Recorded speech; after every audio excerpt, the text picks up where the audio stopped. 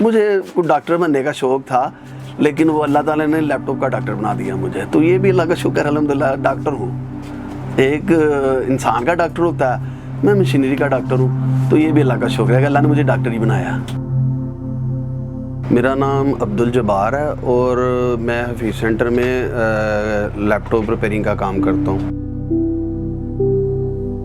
میرے استاد عرفان صاحب، عرفان حفیظ صاحب شادمان میں، وہاں پہ ایپکو کے نام سے یہی دفتر تھا، ریپیئرنگ کے حوالے سے وہ سیل کا کام بھی کرتے تھے۔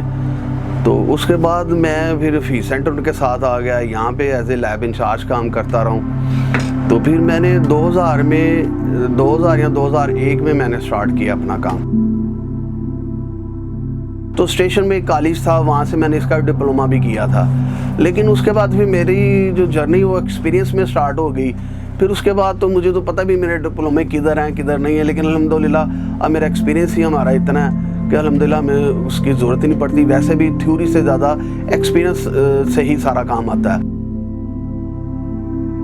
جو چیز ہم ایزیلی ہاتھ سے یا اپنی انسٹرومنٹ وغیرہ سے کر لیتے تھے، اب ہمیں ان کے لیے ڈیوائسز کی بھی ضرورت پڑتی ہے۔ فالٹ ٹیسٹ کرنے کے لیے ان میں کوئی ایسی چیزیں ہوتی ہیں، بعض ہمیں رائٹ بھی کرنی پڑتی ہیں، ہمیں ڈیوائسز کی ضرورت پڑتی ہے۔ اب جدت ہے۔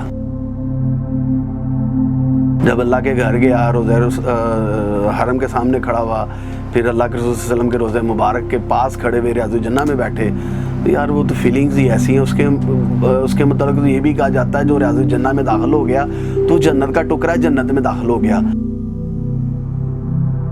زندگی میں کچھ معاملات، کچھ فیصلے کچھ ایسے ہوتے جو بندے سے نا ڈیسیژن میں غلطی ہو جاتی ہے۔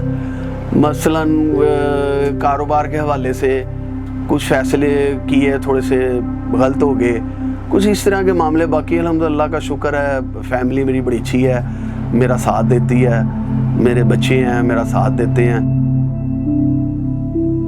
اللہ سے یہی امید رکھتا ہوں کہ اللہ مجھے معاف کر دے، بس بغیر حساب کے جنت میں داخل کر دے۔ یہ سب سے زیادہ میں رکھتا ہوں کہ یار اللہ مجھے معاف کر دے۔ باقی تو بہت سی امیدیں ہیں اپنی بچوں کے حوالے سے، ان کے فیوچر کے حوالے سے بہت خواب ہیں کہ وہ پورے ہوں۔ تو خواہشات تو بادشاہوں کی پوری نہیں ہوتی ہے۔ آپ جو اچھائی کر رہے ہوتے ہیں نا، وہ پلٹ کے آپ کی طرف آ رہی ہوتی ہے، اس کا فائدہ ہوتا ہے۔